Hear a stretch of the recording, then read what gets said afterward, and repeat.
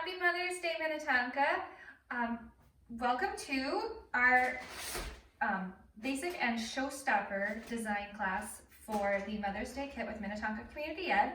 This is my first time doing an at-home workshop video, so please bear with me. This is a learning curve for me. We're all adapting right now at this time, and hopefully this class is as fun for you as it will be for me, and it has been for my family as we prepare for this. I'm going to start off with what I usually do in my classes, which is I talk about the tools that you'll be using today. And you'll have to apologize for the dog barking in the background. I can't do much to control her. But anyway, there are multiple tools that you might have at home that you could use to do this floral arrangement.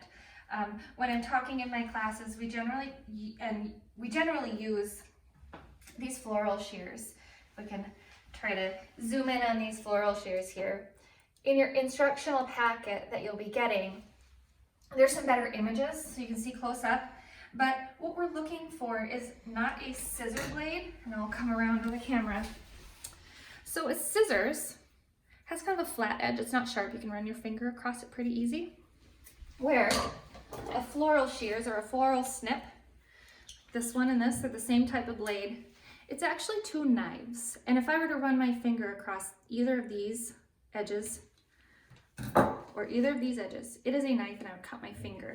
That is the type of floral shears, floral clips, floral scissors that you would want to be using today. This is another variety. It's just a smaller variety. Again, it's like a knife. Some of you might have what's called a bypass pruner in your toolbox. And what that is that's a knife edge and then a flat edge similar to a scissors. So this is sharp, but it's not sharp enough to cut my finger, whereas this is sharp like a blade. You can use one of these things, this bypass pruner, if you use it correctly. We will not be using it today, but in your instructional packet, you'll see how you can properly use a bypass pruner to do floral design. If you don't have a bypass pruner, or you don't have a knife edge, floral shears, floral snips, floral scissors, the scissors will get by, but just know that you'll be pinching the flowers shut and damaging the vascular system of your flowers, so they won't be able to draw water up as well as most floral shears and knives. You can try to use a paring knife as well if you feel comfortable using a paring knife. Some other things I want you to think of. This is the vase that that both the basic and the showstopper design will be using. They have been cleaned. If you choose to use a different vase, please make sure that you have sterilized and cleaned your vase. The worst thing for your flowers, second to using the wrong tool, is starting with a dirty vase. If you start with a dirty vase, you're already introducing bacteria into your flowers, and they get a bad start from the beginning. When your flowers get full of bacteria, that first drink they get, they're gonna have a very short vase life. Do not put your vase or your arrangement or any of your flowers, if you can avoid it, in direct sunlight. So try to keep them set back from a window. If you have deep soffits, that's great. If you want to have them in a really bright sunny room, just as long as they don't get any direct sunlight. And finally, change your water. Every 2 to 3 days. You're not going to be able to tell in here when it's getting murky. You'll start to, if you can start to smell it, it's too late. Your flowers are pretty much going to be on the down from then. So try to change it every 2 days. There's a common misconception that you have to cut your flowers underwater before you arrange them. You don't need to do that. As long as you cut your flower and get it into your vase within about 15 to 30 seconds, you're fine. This bouquet has been sitting here for about 3 minutes. That's a little too long for flowers to be sitting on the counter without them needing to be recut and put back into water. So everything we cut here is going to go directly into water. We're not going to be leaving it sitting, cutting it, leaving it sitting, and so forth. We are not designing into any sort of grid today. We're not using chicken wire, we're not using floral tape, floral foam, we're not using anything like that. We're going to be designing using the structure of the branches to create our base and what we build off of.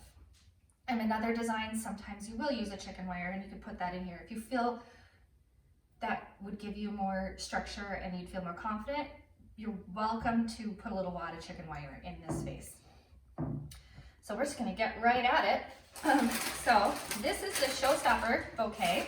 All the bouquets are gonna be a little bit different, just based on seasonal and local availability. Some of you will have a plastic wrap around your bouquets. I tried to reuse the plastic wrappers from the bulk flower items. So if your plastic wrapper says that you have a whole bouquet of feverfew, you don't, obviously. So I tried to reuse a lot of different things. So what we're gonna do is we're gonna open up this bouquet. And I want you to take a look at what you have. You'll have some daffodils. These are locally grown. Got some tulips. These are doubles. These are singles. I have some beautiful hyacinth. Again, people might have different colors. It smells absolutely divine. So do the daffodils. We have ranunculus. This is called butterfly ranunculus. An umbrella fern. And I'm not going to pick these up, but if we could come down here. This is feverfew. This is bupleurum, which is we also can call lady's mantle locally. Nobody really calls it bupleurum. And then local snapdragons and iris. These are white iris. Some of you may have blue iris. Now please keep in mind, this is the showstopper. So the amount of product in this arrangement is going to be more than in the basic arrangement. However, you're going to be designing them in pretty much the same way, just using fewer product. So if at the end of this, you're wondering, why is her arrangement so much bigger than mine? It's because I have more product. I do have the exact same amount of product that the showstopper bouquets have. I didn't pull something special for myself. So you're going to start with your vase of water, and I filled it with about probably like 1.5 inches below the top, and I filled it with tepid water, so like finger temperature. I don't want it hot, and I definitely don't want it ice cold. Tulips do like cool water, daffodils do like cool water, hyacinths do like cool water. However, the ranunculus, the bupleurum, the feverfew, and the snapdragons would not really be a fan of very, very cold water. So we're going in that middle ground of like finger temperature, room temperature.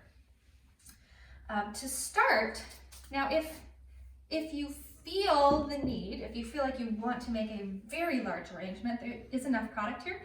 I would recommend going out into your garden and snipping branches if you have an apple blossom or a serviceberry. Right now I have rhododendron blooming. You can cut some extra branches, and that's what you would start with right now. But for the sake of doing exactly what we have here, I'm going to start with what I would consider my woody branch, even though it's not necessarily woody.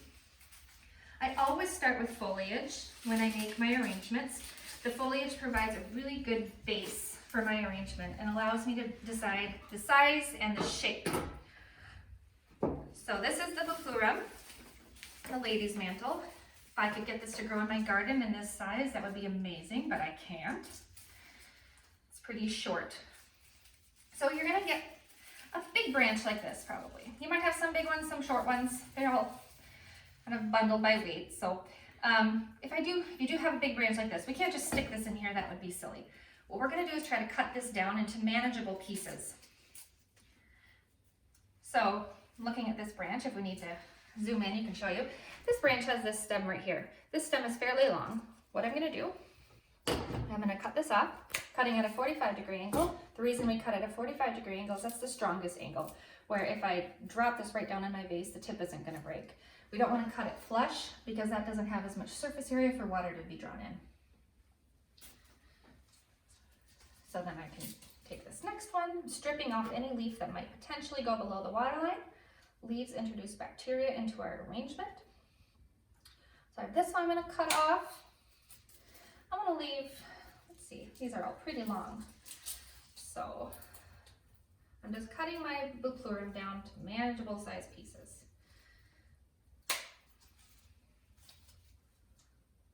Knowing that, okay, I do things and I don't remember to say. So what I'm doing is I'm putting this on the table. I'm saying this is too high. If my stem is all the way to the bottom of the vase, this is about where it would be. This is too high. A trick is to put your vase at the edge of your table. And then if you want to decide how long you should cut something, what you can do is slowly bring your stem down off the back of your table until you get to that height that you want, and then you'll see where you need to cut your stem.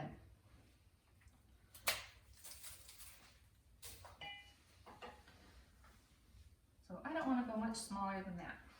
I can't put more on. I cannot add stem back, but I can cut more off. So always err on the side a little long.